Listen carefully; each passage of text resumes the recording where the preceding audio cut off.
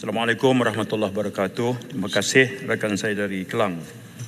5 negeri yang paling ramai keberadaan pendatang asing tanpa izin ialah pertama Selangor, kedua Kuala Lumpur ialah Persekutuan, ketiga Johor, diikuti Sabah dan Sarawak.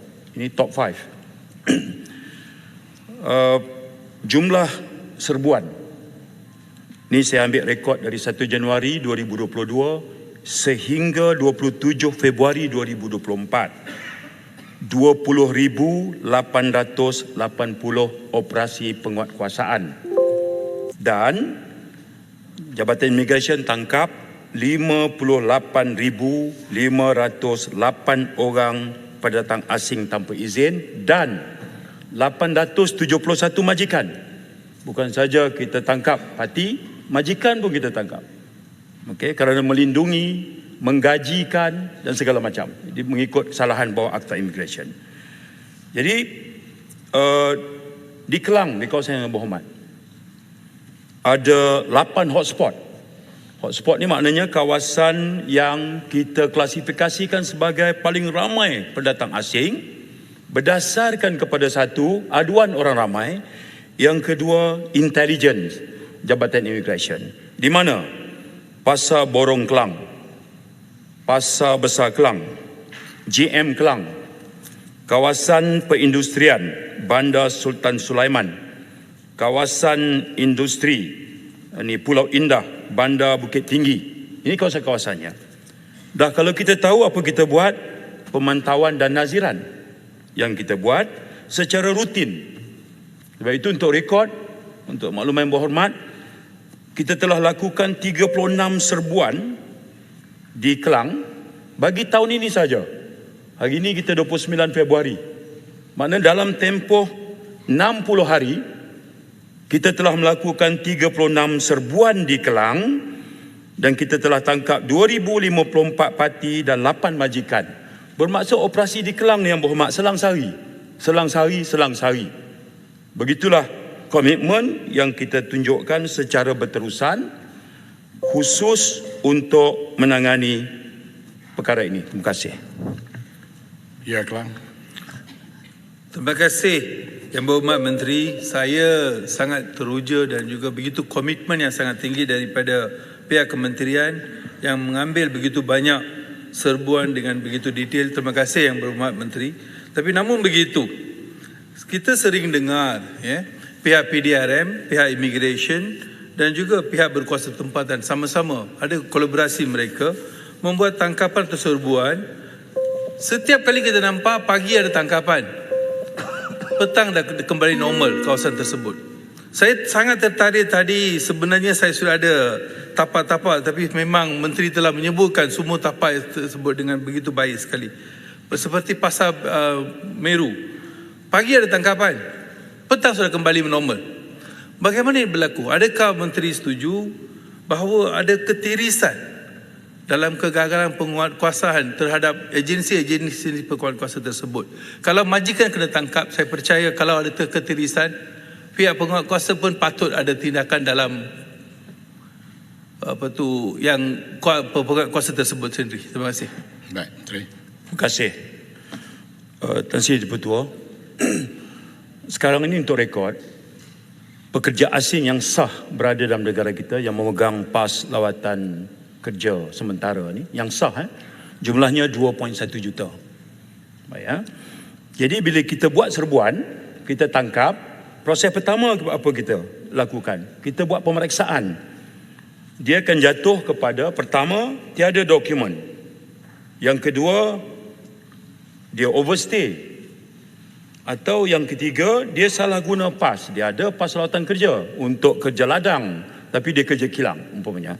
Ada juga bila kita periksa, dia ada dokumen yang sah. Jadi rekod kita sekarang adalah bagi setiap 100 tangkapan orang asing yang kita buat, 100 tangkapan, kita dapati yang tak lengkap dokumen, yang overstay dan yang langgar salah guna pas adalah sekitar 20%. Bermaksud setiap 10, 8 itu adalah mereka yang hadir di sini secara sah. Jadi kerana itu yang berhormat perhatikan bahawa kalau hari ini dia ditangkap, setelah Jabatan Imigresen lakukan pemeriksaan, dia ada dokumen yang sah. Tentulah pilihan kita lepaskan dia. Kalau tak ada, kita terus ke depo Imigresen. Kita buka IP, investigation paper, kita serah kepada DPP, kemudian berakhir pada pendakwaan, kemudian hukuman due process seterusnya berlaku. Yang berhormat, tadi MP Klang ceritakan itu memang benar. Saya terima banyak aduan daripada gabungan persatuan-persatuan pemulung pasar Kuala Lumpur. Dan aduan telah dibuat di mana mereka menyalahgunakan peluang-peluang peniaga di persekitaran tersebut. Tindakan daripada DBK tidak ambil. Tetapi dia balik domba hari kedua. Saya nak tahu, kalau katakan pekerja asing ni, dia ada dokumen. Tetapi bagaimana boleh diberi peluang untuk meniaga? Meniaga itu untuk tempatan. Lesen orang tempatan. Tapi orang asing yang ambil peluang untuk meniaga. Tindakan diambil. Mengapa tidak? Adakah itu tidak salah? Adakah itu mereka diambil kalau ada dokumen dilepas begitu dan mereka balik pada hari yang sama? Itu sangat satu perkara yang amat hairan. Jadi saya harap ia nampaknya seolah-olah mencabar perundangan negara kita. Saya harap kementerian ambil tindakan tegas. Kalaulah mereka berterusan, maka tindakan yang sesuai sewajar supaya perkara ini tidak berlalutan. Ia memberi kesan menjejaskan peniaga orang tempatan. Baik, jadi jelas. saya minta penjelasan pada Menteri. Baik, Menteri. Tan Sri Ketua, terima kasih rakan saya Tanjung Piai. Terima kasih atas pemerhatian yang dibuat.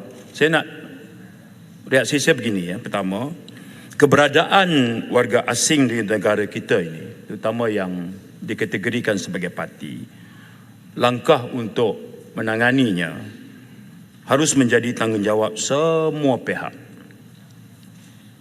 Agensi kerajaan, kerajaan persekutuan, kerajaan negeri, kerajaan tempatan, dan juga rakyat seluruhnya. Kenapa PBT? Kalau dikaitkan dengan meja berniaga di pasar, itu agensi yang regulatnya adalah pihak berkuasa tempatan. Kalau meja itu memang telah pun diberikan lesen perniagaan yang sah kepada warga tempatan, kemudian tiba-tiba didapati orang asing pula yang berniaga di situ, tindakan penguasaan itu pada local authority. Contoh, kalau pendatang asing pula mendiami rumah kediaman, dia di bawah autoriti kerajaan pusat ataupun kerajaan negeri, orang tempatan yang menyewakan itu juga adalah satu kesalahan. Jadi kita jelas di bawah akta immigration, di bawah akta pasport, di bawah peraturan immigration sebagainya.